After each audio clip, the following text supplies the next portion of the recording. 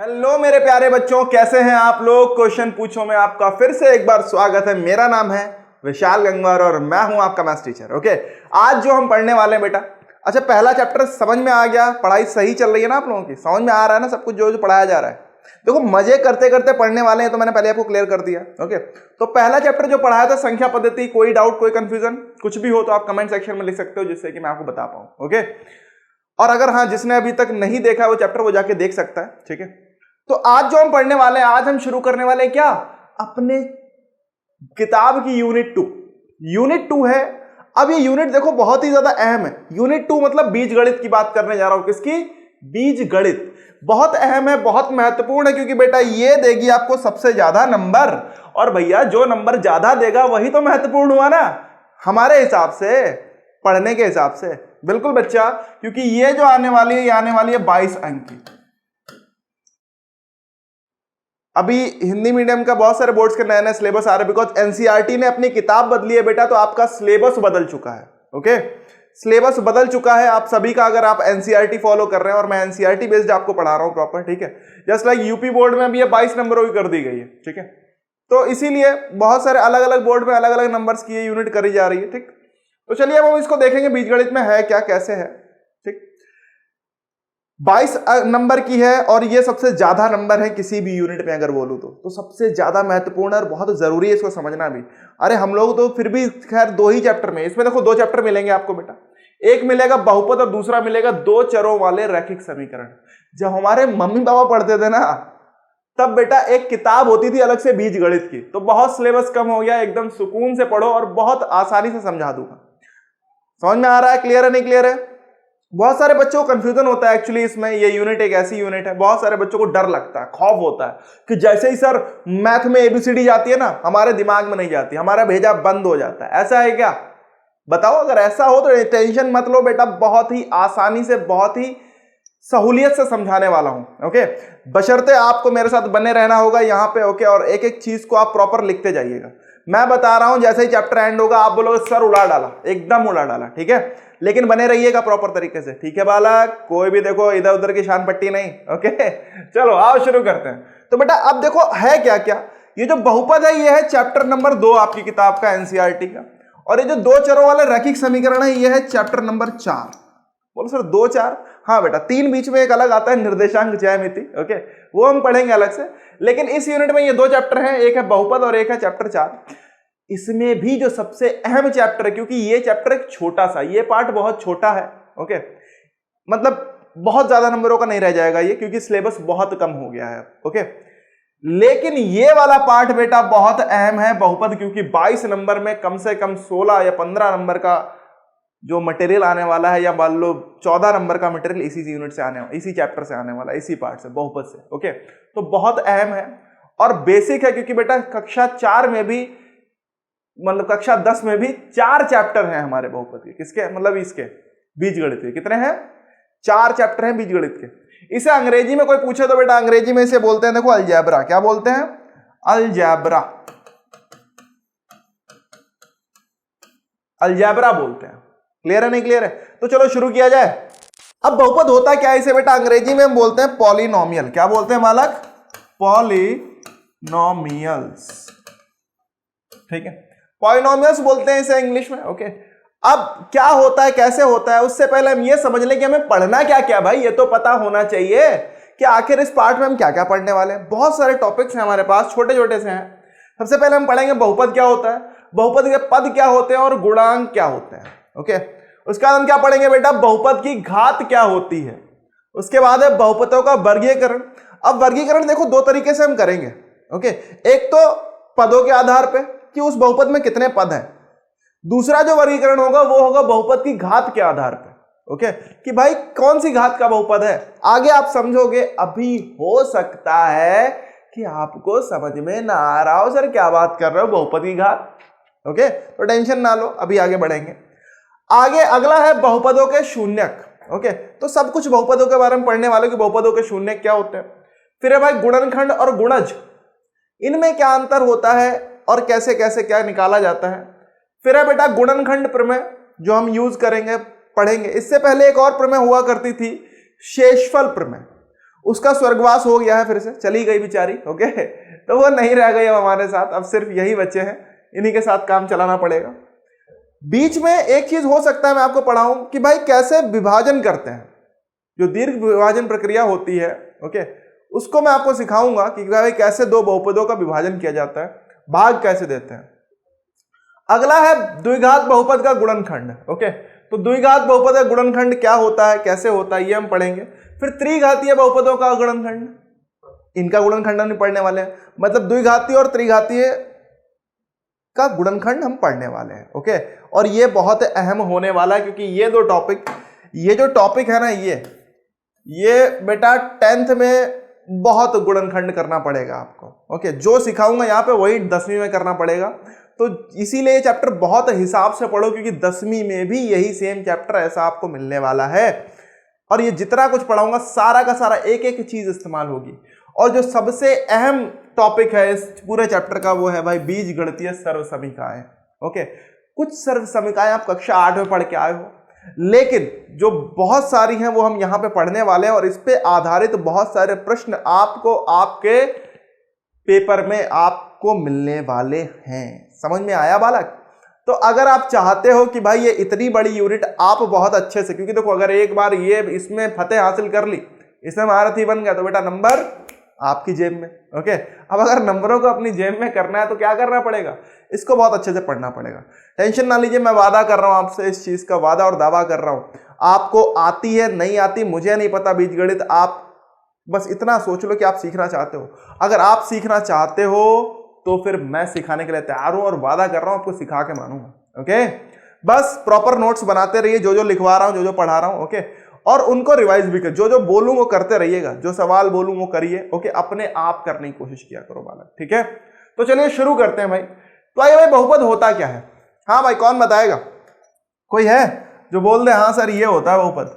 Okay, चलो बहुपद क्या होता है सोचो, अपने आप दिमाग में सोचो क्या होता होगा बहुपद। पढ़े हो नहीं पढ़े हो टेंशन ना लो, ज्यादा जोर मत डालो, खाली में दिमाग भाई ज्यादा जोर नहीं डालना चाहिए ना। चलो कोई नहीं। अच्छा, जो पुराना पढ़े हैं वो समझते हैं। अच्छा, बीजीय व्यंजक क्या होता है ये पता है आपको? ये तो पता होगा ना यार, बीजीय व्यंजक क्या होता है? ये भी नहीं पता है? पक्का सोच लो।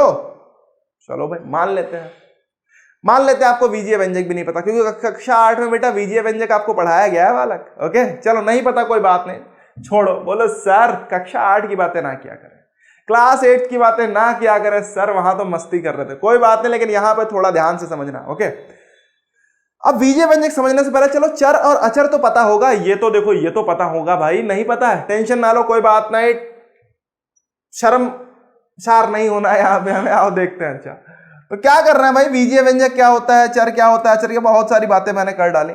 चलो पहले समझते हैं, एक एक करके समझते हैं। आइए भाई, चर क्या होता है पहले समझते हैं। चर, हाँ भाई, इसे अंग्रेजी में बोलते हैं बेटा वेरिएबल। क्या बोलते हैं? वेरिएबल। बताओ भाई क्या होता है, जल्दी से बोलो। हाँ भाई, तो चर क्या होता है कोई बताएगा?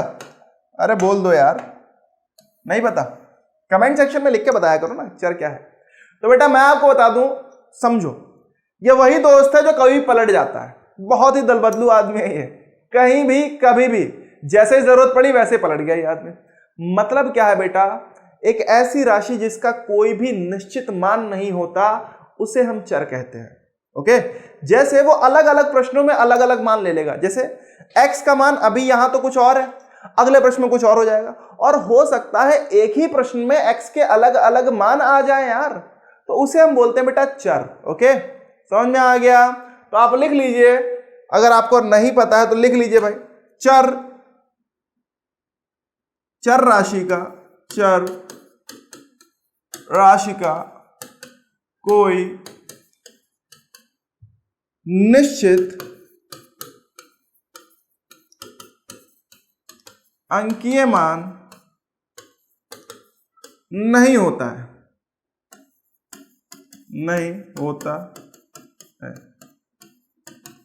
ओके। अब इसे दिखाते हैं किससे बेटा? इसे आप दर्शाते हो किससे? एक्स लिखो, छोटी एबीसीडी जितनी भी, X Y Z P Q R A B C, ऐसे चलते चले जाओ आदि। ओके, तो बेटा ये हमारे चर हो गए जो कभी भी पलट सकते हैं, इनका कोई निश्चित मान है ही नहीं भैया, आज कुछ और है तो कल कुछ और है ही है। ओके, अब अगला जो आएगा बालक वो आएगा अचर। क्या आएगा? अचर। अच्छा, अचर क्या होता है ये बताओगे? इसे अंग्रेजी में कहते हैं बेटा कांस्टेंट। क्या कहते हैं? अरे कांस्टेंट कहते हैं बालक, कांस्टेंट। ठीक, क्या होता है ये? अरे ये कौन सी चिड़िया का नाम है सर? देखो चर तो चर गए, सही है, मतलब जो कोई बदल जाए। लेकिन अचर बेटा वो होता है जो कि फिक्स होता है, जो एकदम अपनी बात का पक्का, जो हो गया हटाओ, बोल दिया अगर साथ है तो साथ है। ओके, समझ में आ रहा है? फिर चाहे मार काट लड़ाई कुछ हो जाए, समझ में आ गया? तो भैया ये है अचर। अचर मतलब फिक्स है, इनके एक जो मान है वही रहेगा, ये बदलेंगे कभी नहीं। जैसे ऐसे का उदाहरण दे पाओगे आप? सोचो, दिमाग में जोर डालो जरा। अरे भाई बताइए, अच्छा एक की बात करूं अगर मैं, एक, ये यहां पे आपके उदाहरण हो गए। ओके, ये एग्जाम्पल हो गए, एक्स वाई जेड जो भी थे, ठीक है, यही एग्जाम्पल भी है और इन्हीं से दर्शाते भी हैं, ठीक है, जितनी भी छोटी एबीसीडी। अब अचर की बात कर रहा हूं, तो बेटा अचर राशि का एक निश्चित मान होता है, लिख लीजिए, वह, या लिख लो अचर राशि का, अचर राशि का एक निश्चित मान होता है, निश्चित मान होता है। मतलब क्या है सर? अरे भाई मतलब है, जैसे मैं बोला एक, बोला नहीं बोला आपसे? बोला ना? ओके चलो भाई, उदाहरण के तौर पे अगर बोले, लीजिए भाई एग्जाम्पल की जगह उदाहरण लिखवा रहा हूं, ठीक, सही है? अरे इतना तो आप लोग समझ रहे हो, लेकिन फिर भी ठीक है।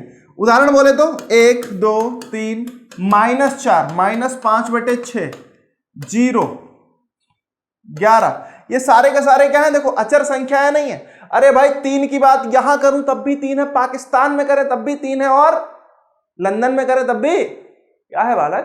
अरे 3 ही है भाई। समझ में आ गया नहीं आ गया? तो बेटा ये अचर संख्याएं हैं। तो जितनी भी संख्याएं होती हैं, जितनी भी वास्तविक संख्याएं हैं, वो सारी की सारी क्या होने वाली हैं? आपके लिए अचर होने वाली हैं। और भी संख्या, जितनी भी संख्याएं होंगी जिनका मान फिक्स होता है, जिनका मान एक निश्चित होता है, उसे हम बेटा क्या बोलते हैं? अरे अचर बोलते हैं यार। क्या बोलते हैं बालक? अचर। समझ में आ गया पक्का? कोई डाउट, कोई कंफ्यूजन? कुछ नहीं? ओके, तो बीजीय व्यंजक कैसे बनता है समझिएगा बेटा, कि जब हम चर, मान लो एक तरफ हमने लिए चर, ठीक, एक तरफ लिए हमने अचर, ले लिए सर। अब क्या करें? जब इन दोनों को हम मिला देंगे, इनको हम संयुक्त करेंगे, किसके साथ? हमारे कुछ क्या होंगी? संक्रियाएं करेंगे। कौन कौन सी? जो भी हमारी मूलभूत संक्रियाएं होती हैं गणित की, जैसे क्या होता है? जोड़, घटाना, गुणा और भाग, सही है? तो भाई इन संक्रियाओं के साथ जब हम कुछ चर और अचर को संयुक्त करेंगे, सम्मिलित करेंगे, तो ये जो संयोग कहलाएगा, इसी संयोग को हम क्या बोलते हैं बेटा? क्या बोलेंगे? इसी संयोग को हम बोलेंगे बीजीय व्यंजक। जैसे मान लो यहां पे बहुत सारे होंगे, कोई x होगा, y होगा, z होगा, p होगा, q होगा, r होगा, सो ऑन। यहां पे मान लो बहुत सारी संख्याएं होंगी, -1 0 2 3 5 11/3, ऐसे बहुत सारी लिखी होंगी। अब जब इनको जोड़ के बना, मान लो यहां बन गया क्या? 6x। देखो एक अचर और एक चर की गुणा हुई नहीं हुई? हुई। तो बेटा क्या हुआ? हमने यहां पे गुणा इस्तेमाल किया। अब ये जो बन गया, ये बन गया हमारा बीजीय व्यंजक। मान लीजिए मैंने लिखा 3x² + 5y। देखो क्या है, यहां पे मैंने गुणा ही इस्तेमाल किया, ठीक है। बीच में देखो क्या किया? जोड़ भी इस्तेमाल किया, ठीक है। तो जोड़ कर लिया, जोड़ और गुणा दोनों हो गए, तब भी दो संक्रियाओं का इस्तेमाल कर लिया मैंने यहां पे। मान लो तीसरा लिखा मैंने 11/5 y³ -3/6 x³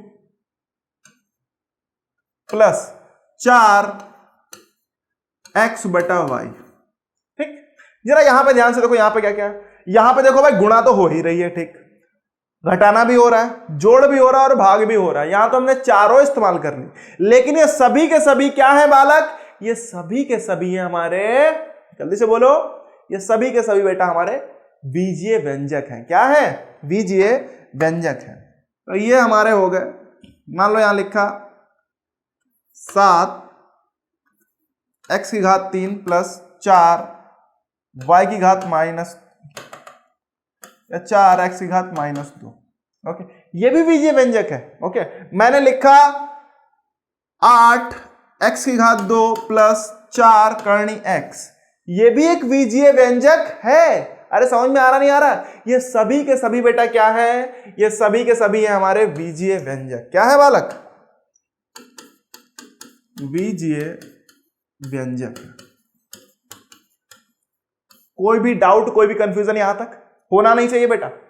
अभी बहुपद पे आएंगे, अभी हमने बीजीय व्यंजक समझ लिया। आप चाहे तो इसकी डेफिनेशन ये लो, परिभाषा लिख लीजिए भाई। बीजीय व्यंजक को अंग्रेजी में बोलते हैं हम अलजेब्रिक एक्सप्रेशन। जो समझाया वही बता रहा हूं। देखो, जब चर तथा अचर राशियों को 4 मूलभूत संक्रियाओं योग, अंतर, गुणा तथा भाजन द्वारा संयुक्त रूप से सम्मिलित किया जाता है, तब यह संयोग क्या कहलाता है? बीजीय व्यंजक कहलाता है। समझ में आ गया? पक्का? लिख लीजिए, लिख लीजिए, आपके सामने है ये। ओके, कोई डाउट, कोई कंफ्यूजन होना नहीं चाहिए बेटा। ओके, कुछ भी होता है तो बिल्कुल कमेंट सेक्शन में। और अगर अभी तक आपने चैनल बेटा सब्सक्राइब नहीं किया तो चैनल को जल्दी से सब्सक्राइब कर लें। ओके, जिससे कि जितना भी कंटेंट आपके लिए लेके आ रहा हूं कुछ भी छूटना नहीं चाहिए। ओके, और मेरी कोशिश है अगर आप हमारे साथ यहां बने रहते हैं, सब कुछ आपको मैं देने वाला हूं, बहुत अच्छे तरीके से समझाने वाला हूं। ओके, और अपने दोस्तों से शेयर कर लो, जितना शेयर कर, जितना दूर दूर तक फैला सके फैलाओ। ओके, जिससे उनके पास भी अच्छे से पढ़ने का मौका मिल पाए बेटा। ओके, हमारी कोशिश है ये, और उसमें सहयोग आपको करना है। ठीक है बालक? बाकी चैट जो कमेंट सेक्शन है उसमें लिख दिया करें कैसा लग रहा है आपको कंटेंट, मजा आ रहा है एकदम बिंदास। चलो भाई, बिंदास है तो बहुत अच्छी बात है। बीजीय व्यंजक लिख लिया, ठीक है। उदाहरण अगर लिखना, उदाहरण आप कुछ भी लिख सकते हो। एग्जाम्पल बोले तो 6x, 3x square minus 4xy, 6x cube बटा 5x या 5y स्क्वायर। ठीक है, ये भी एक बीजीय व्यंजक है। कुछ भी लिख दो भाई, कुछ भी। मान लो मैंने लिखा 2x प्लस 3y, ये भी एक बीजीय व्यंजक है।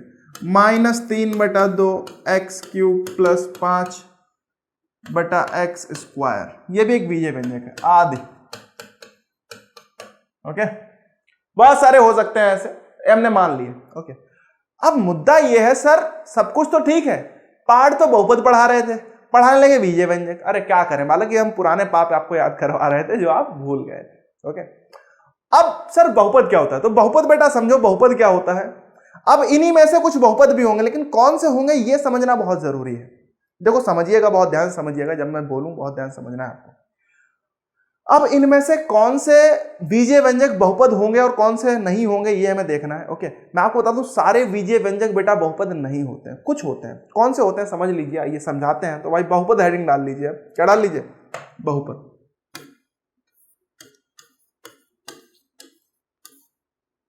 अंग्रेजी में बोले तो पॉलिनोमियल्स। ओके, ठीक है भाई। तो बहुपद क्या होता है समझिए, ऐसे बीजीय व्यंजक जिनमें भी जो हमारा चर है, जैसे बोले चर, यहां पे क्या x है, यहां पे चर क्या x है, xy है। ठीक, मतलब xy यहां पे चर है, यहां पे भी xy चर है, यहां पे भी xy चर है, यहां पे भी x ही चर है। ओके, p में भी हो सकता है, q में भी। अगर यहां पे लिखा हो, मान लो लिखा है 2p माइनस 3q, ये भी एक बेटा यही है, क्या है, बीजीय व्यंजक ही है। समझ में आ रहा नहीं आ रहा है? अब इनमें से कौन से बहुपद होंगे, कौन से नहीं होंगे, यह समझना जरूरी है, बिकॉज इस पे आधारित प्रश्न आता है 1 नंबर का। पहचानने को देते हैं वो, आपको बोलेंगे बताइए भाई इनमें से कौन सा बीजीय व्यंजक है या नहीं है। ओके, मतलब बहुपद है या नहीं। तो बहुपद बोले तो कौन से होंगे बालक, देख लीजिए। तो बेटा वह बीजीय व्यंजक जिनमें जो चर का घातांक होगा या चर की घात बोले, वो क्या हो, वो बेटा हमेशा एक पूर्ण संख्या हो। क्या हो बालक? पूर्ण संख्या। याद आ रही है पूर्ण संख्या? संख्या पद्धति में पढ़ाया हूं पहले चैप्टर में, नहीं आता चलो अभी देख लेंगे। ओके, तो समझिए, लिख लीजिए कि वह बीजीय व्यंजक, वे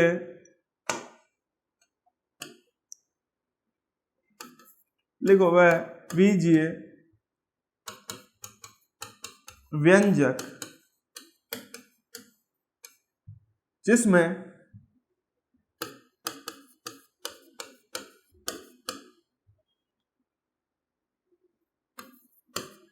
चर राशि का या चर राशि की घात, या फिर इसे हम घातांक भी बोल देंगे, ठीक है, घात बोलूं घातांक बोलूं, बात एक ही समझ लीजिएगा। ओके, तो ध्यान दे, चर राशि की घात या घातांक एक पूर्ण संख्या, पूर्ण संख्या याद है क्या? नहीं याद है? जरा ध्यान दो यार, 0 से शुरू होती है, 0 से शुरू होती है, 0 1 2 3 4 5 6 7 8 ऐसे चलते, कहां तक जाए भाई? अरे इनफाइनाइट तक चले जाओ। कहां तक चले जाओ? जहां तक जाना हो वहां तक चले जाओ, ठीक है, समझ में आ रहा है? अनंत तक जा सकते हो, क्लियर है? तो बेटा क्या हुआ? वह बीजीय व्यंजक जिसमें चर राशि की घात या घातांक एक पूर्ण संख्या होती है वे बहुपद कहलाते हैं, वे बहुपद कहलाते हैं। समझ में आ रहा नहीं आ रहा है? मतलब वे सभी क्या कहलाएंगे बेटा? बहुपद कहलाते हैं। जैसे तो हम बोल सकते हैं क्या होगा बेटा, जो आपका चर है इसका जो घातांक होना चाहिए वो हमेशा क्या होना चाहिए बेटा? एक पूर्ण संख्या होना चाहिए। क्या होना चाहिए बालक? पूर्ण संख्या। अभी समझाएंगे कैसे होना चाहिए, समझिए। ओके, पूर्ण संख्या बोले तो बेटा समझ लीजिए ये होती है हमारी क्या? 0 1 2 3 4 5 ... चलते जाओ। ओके, तो बेटा हमारा चर का अगर घातांक पूर्ण संख्या है और एक एक हमें चेक करना है, ध्यान दीजिएगा। ओके, और वो भी सरल करके। ध्यान मतलब क्या है, आपको हल करना पड़ेगा बहुत बार, उसके बाद आपको पता चलेगा कि भैया ये बहुपद है या नहीं है। सीधे देख के ऐसे नहीं, हाँ देख के हो गया। ओके, वो तब हो जाएगा जब बेटा थोड़ी प्रैक्टिस हो जाएगी आपकी। क्या हो जाएगी? प्रैक्टिस। ठीक, तो चलिए आइए भाई देखते हैं अब कौन कौन से होंगे, कौन कौन से नहीं होंगे। मान लो जो पीछे मैंने लिखे थे उन्हीं को देख लेते हैं एक बार। आइए इन्हीं को देखते हैं। ओके, जरा ध्यान से देखिए। तो क्या ये, अब जरा यहां पे ध्यान से देखो, क्या ये भाई बहुपद है? जल्दी से बताओ, पहला वाला 6x बहुपद है या नहीं है? जरा ध्यान से देखो बालक, तो 6x। अब यहां पे आपको क्या चेक करना है बेटा? आपको सिर्फ एक ही चीज चेक करनी है, वो करनी है चर का घातांक। यहां तो कुछ दिख ही नहीं रहा। जब कुछ ना दिखे बेटा, कोई चर लिखा है उसकी कोई घात नहीं लिखी है, कोई भी संख्या लिखी है उसकी कोई भी घात नहीं लिखी है, तब उसकी घात 1 होती है। कितनी होती है? 1 होती है। समझ में आ रहा है? अब अगर 1 है घात, तो 1 तो बेटा हमारी पूर्ण संख्या है, तो चर की घात क्या आ गई? पूर्ण संख्या आ गई। इसका मतलब क्या हो गया? ये भाई बहुपद हो गया। ठीक, समझ में आ रहा है? पक्का बहुत ध्यान समझिएगा। अगला देखो भाई, 3x² + 5y, चर की घात 2 है, यहां पे ये भी है, यहां पे 1 है, तो ये भी हो गया। समझ में आ गया? पक्का? अरे कोई डाउट, कोई कंफ्यूजन? देखो बहुत आसान है, बस समझना है आपको। ओके, अगला है भाई हमारे पास 11/5y³ -3/6x³ +4x/y। ओके, अब जरा ध्यान से देखो, यहां पे तो आपको क्या दिख रहा होगा? चलो भाई जल्दी से बताओ ये है या नहीं है? कितने लोग बताएंगे मुझे कि ये है या नहीं है? हाँ भाई जल्दी से आ गया आंसर? पक्का? अच्छा, कितने लोगों का आंसर आया है सर? अरे कितनों का आया भाई? जल्दी बोलो, मस्ती नहीं रखो, हाँ जल्दी से बोलो। हो गया? आ गया? है ना? ओके, आओ जरा आप ध्यान से देखते हैं। जिन जिन का आया है बालक, आप गलत है। क्यों गलत है? जरा ध्यान से देखिए कैसे देखा जाता है। आपको क्या दिख रहा होगा? बहुत सारे बच्चों को क्या दिख रहा होगा? अरे भाई 3 है, 3 ये भी क्या है? पूर्ण संख्या है। यहां पे 1 ये भी पूर्ण संख्या है, यहां पे भी चर की घात 1 है, ये भी क्या है? एक पूर्ण संख्या है। लेकिन बेटा मैंने आपको क्या बोला? आपको सरल करना पड़ेगा। और उसमें सरल किस तरीके से? आप ध्यान दीजिए कि जितने भी चर लिखे हों वो चर आपके कहां हो? अंश में हो। हर में कोई भी चर नहीं रहना चाहिए। समझ में आ गया? मतलब ये सभी, ये जो नीचे आ रहा है इसको ऊपर ले जाना है, फिर पता करना है कि भाई इसकी घात है या नहीं है, पूर्ण संख्या। ओके, अब देखो समझो, अब अगर इसको लिखूं तो क्या लिख सकता हूं? इसको अगर चाहूं तो ऐसे तो लिखूंगा, क्या लिखूंगा? 11/5y³, ठीक है, -3/6x³, ठीक है भाई। अगला बोले तो क्या? +4x तो दिख रहा है, ठीक है भाई। ठीक, अब जरा ध्यान से देखो बेटा, बटे में y लिखा है, तो आपने पढ़ा है, अभी आपने पढ़ा, अभी नियम पढ़े थे नहीं पढ़े थे? अरे भाई अभी संख्या पद्धति वाले चैप्टर में क्या पढ़ा था? 1/a n का मतलब होता है बेटा a⁻n। अगर ऊपर ले जाते हैं तो जो घात नीचे प्लस में लगी हुई है वही घात ऊपर माइनस में होती है, और यहाँ घात क्या लगी हुई? 1 लगी हुई है। तो बेटा जब ये ऊपर जाएगा तो क्या आ जाएगा? y की घात आ जाएगी -1, आ जाएगी, आ जाएगी। अब जरा ध्यान से देखो, तो बेटा 3 यहाँ है, 3 यहाँ है, यहाँ पे 1 है, यहाँ पे देखो -1 आ गई। क्या -1 पूर्ण संख्या है? बोलो, अरे जल्दी से बोलो यार, क्या -1 पूर्ण संख्या नहीं है सर? और अगर बेटा ये पूर्ण संख्या नहीं है तो ये आपका बहुपद भी नहीं है। क्लियर है?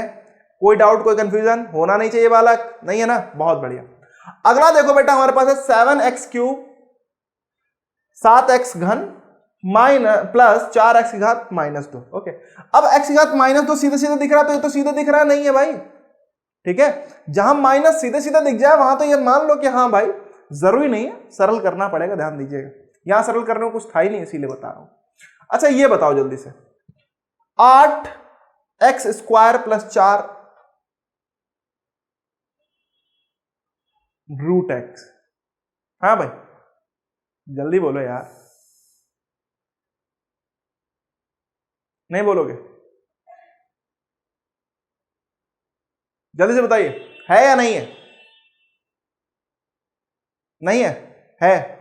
ओके, जरा ध्यान से देखो बेटा, करनी में अगर x लिखा है, करनी में x का मतलब होता है, आपने पढ़ा होगा एक नियम, मैंने आपको पढ़ाया था पिछले पार्ट में, पिछले चैप्टर में क्या पढ़ाया था कि भाई a, ओके, अगर a का nth मूल है तो बेटा इसका मतलब क्या है? nवां मूल अगर a का है तो इसका मतलब होता है a की घात 1/n होता है। जब करनी लिखी होती है सिंपल, उसके ऊपर कोई अंक ना लिखा हो, तो इसका मतलब होता है उसे हम करनी वर्गमूल मान के चलते हैं। क्या मान के चलते हैं बेटा? वर्गमूल। ओके, जब कोई अंक ना लिखा हो, अगर मान लो घनमूल लिखा होगा तो बेटा 3 लिखा होगा, ओके, चतुर्थ मूल होगा तो बेटा 4 लिखा होगा, ओके, लेकिन जब कोई कुछ ना लिखा हो जैसे यहाँ पे, तो हम इसे 2 मान के चलते हैं, इसे हम वर्गमूल मानेंगे। तो बेटा इसका मान होता है x की घात 1/2। समझ में आ रहा है? तो बेटा ये क्या लिखा है? ये असल में देखें तो लिखा हुआ है 8x² + 4x की घात 1/2 लिखा है। अब जरा ध्यान से देखो बालक, भाई यहां ये 2 है, ठीक है, हो गया, लेकिन यहां पे देखो 1/2 है। 1/2 माना ये क्या है? धनात्मक संख्या है, लेकिन बेटा क्या ये पूर्ण संख्या है? अरे होती नहीं, पूर्ण मतलब पूरी होती है, 0 1 2 3 4 5 6 7 8, ये संख्या होती है पूर्ण संख्या। ये तो बेटा हमारा क्या है? ये तो भिन्न है नहीं है? तो इसीलिए बालक इन्हीं सबको देखते हुए हम बोल देंगे कि भाई ये भी गायब, ये भी नहीं है। समझ में आ गया? पक्का? ओके चलो भाई ठीक है। तो अगला अच्छा बताइए, मान लो मैंने लिखा 7, ये क्या बहुपद है? जल्दी से बताओ बेटा, सोच समझ के बताइएगा, क्या 7 एक बहुपद है? सोच लो सोच लो। हाँ भाई सोचिए, 7 एक बहुपद है? कितने लोगों को लग रहा है भाई? है? बहुत बढ़िया। कितने लोगों को नहीं है? बहुत बढ़िया। ओके टेंशन ना लो, दोनों बढ़िया, आज सीख लो, अभी नहीं आता। तो देखो बेटा 7 एक बहुपद है, क्यों है? ओके एक और संख्या लिख रहा हूं 0। ओके जरा ध्यान से देखिए, 7 एक बहुपद क्यों है? अच्छा मान लो बेटा 7 जो लिखा हुआ है, इसको चाहूं तो मैं लिख सकता हूं 7 × 1 लिख दूं, कोई समस्या आपको नहीं है। एक होता क्या असल में, अगर ध्यान दो तो बेटा आपको पिछले पार्ट में फिर से मैंने पढ़ाया था, क्या होता है? एक की घात जो 0 होती है उसको हम 1 बोलते हैं। मतलब अगर किसी की घात 0 है, इसका मान कितना होगा? 1 के बराबर होगा। 1 होगा नहीं होगा? ओके अब जरा ध्यान से देखो बेटा, तो चाहूं तो इसे मैं x की घात 0 जो होगा वो भी तो 1 के समान होगा, तो 1 की जगह लिख सकता हूं 7 × x की घात 0 लिख सकते हैं सर। अब जरा ध्यान से देखो क्या आया, x हमारा चर हुआ, चर की घात क्या है? 0 है, और 0 तो हमारी पूर्ण संख्या है या नहीं है? है? बोलो है सर। तो इसीलिए बेटा, क्योंकि अब देखो चर की घात एक शून्य संख्या मतलब पूर्ण संख्या आ गई, अतः जो ये हमारा होगा ये क्या होगा? एक बहुपद होगा। मतलब क्या है? 7 भी हमारा एक बहुपद होगा। ओके और इस बहुपद को बोलते हैं बेटा हम अचर बहुपद। क्या बोलते हैं बालक? अचर बहुपद। ये एक स्पेशल कैटेगरी का बहुपद है जिसे हम बोलेंगे अचर बहुपद। ओके, तो लिख लीजिए, चलो आओ लिखवा देता हूं अचर बहुपद।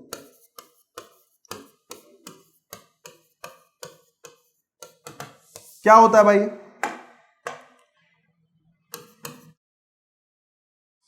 तो लिख लो, सभी अचर संख्याएं, सभी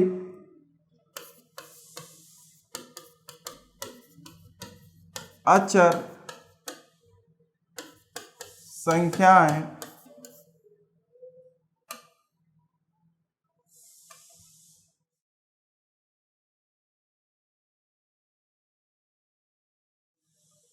सभी अचर संख्याएं अचर बहुपद कहलाती हैं। मतलब बेटा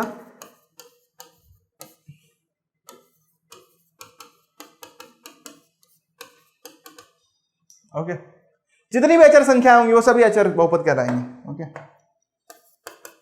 जैसे एग्जांपल बोले तो -3 ये भी है, 5, 6, 11/4 ये भी है, 3/2, 223/-221 ये भी है, ये भी एक अचर बहुपद है। ये सभी के सभी अचर बहुपद है। देखो अब एक शून्य संख्या आती है, शून्य बोले तो देखो तो ये भी एक अचर बहुपद ही है, लेकिन शून्य को एक अलग कैटेगरी में भी रखा गया है। वाला क्यों रखा गया जरा ये देखते हैं, जरा ध्यान से देख लीजिए। ओके, तो आइए भाई देख लेते हैं। अचर बहुपद के बाद हमने क्या पढ़ना है? शून्य बहुपद। तो बेटा हम शून्य बहुपद क्या होता है? शून्य को हम शून्य बहुपद कहते हैं, लिख लीजिए शून्य बहुपद भी। ओके, तो बेटा लिख लीजिए क्या होता है? शून्य को मतलब 0, ठीक है, को शून्य बहुपद कहा जाता है। शून्य बहुपद कहा जाता है। ओके, जो शून्य होगा उसे हम शून्य बहुपद कहेंगे।